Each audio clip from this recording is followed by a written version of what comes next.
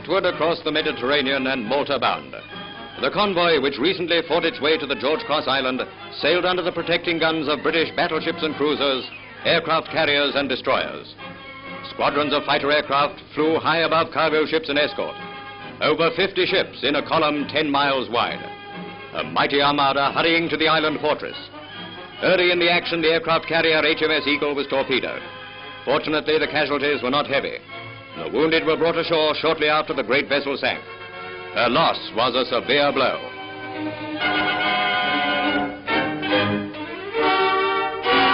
After being issued with clean clothing and feeling a lot more comfortable, the survivors attend a pay parade. Each man has some shore leave coming to him, and for that, they need a bit of dough. It's right, sailor. You can't trick the paymaster. Yes, these are the men of the gallant old Eagle. God bless them.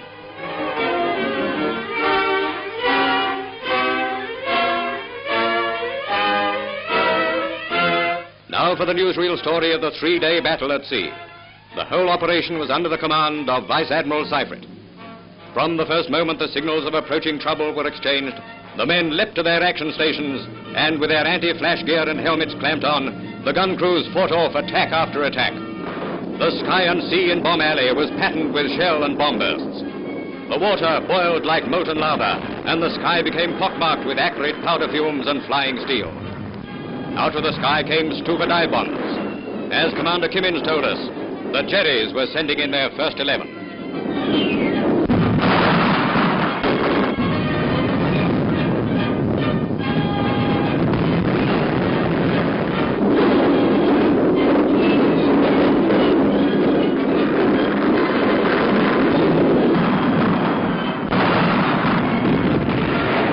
Ju-88s, torpedo droppers and bombers hurled themselves at the freighters, sailing stubbornly forward through a boiling sea, while their escort ships fought with every gun.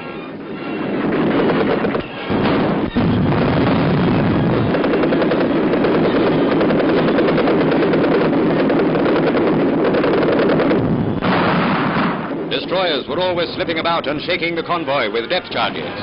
U-boats were being fought as well.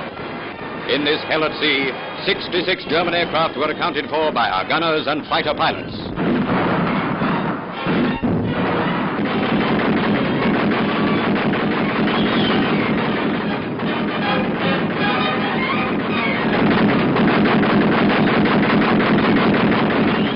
Bloodshot and weary eyes scanned the awful scene as dusk fell.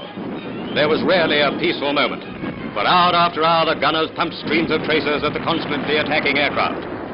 Shipping casualties were being sustained both among the escort vessels and cargo ships.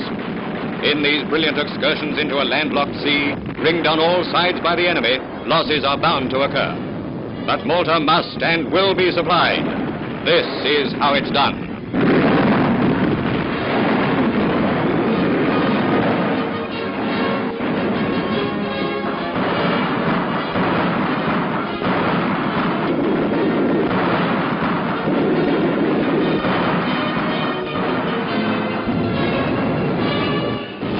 The nights afforded little rest.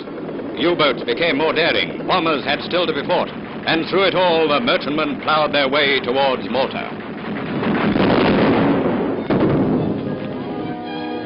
The morning hours saw a scene to fill the heart. On battle-scarred ships, gunners, weary by hours of fighting, snatched a few minutes' rest as the island's coastline loomed on the horizon.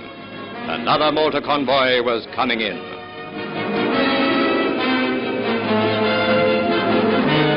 Rear Admiral Burrows, who commanded the light forces and close escort, went aboard HMS Nelson to visit Vice Admiral Seifert at the close of operations. Britain salutes these gallant men. The men of the Malta Convoy are at prayer, giving thanks to God for a safe deliverance from the perils which face those who serve at sea.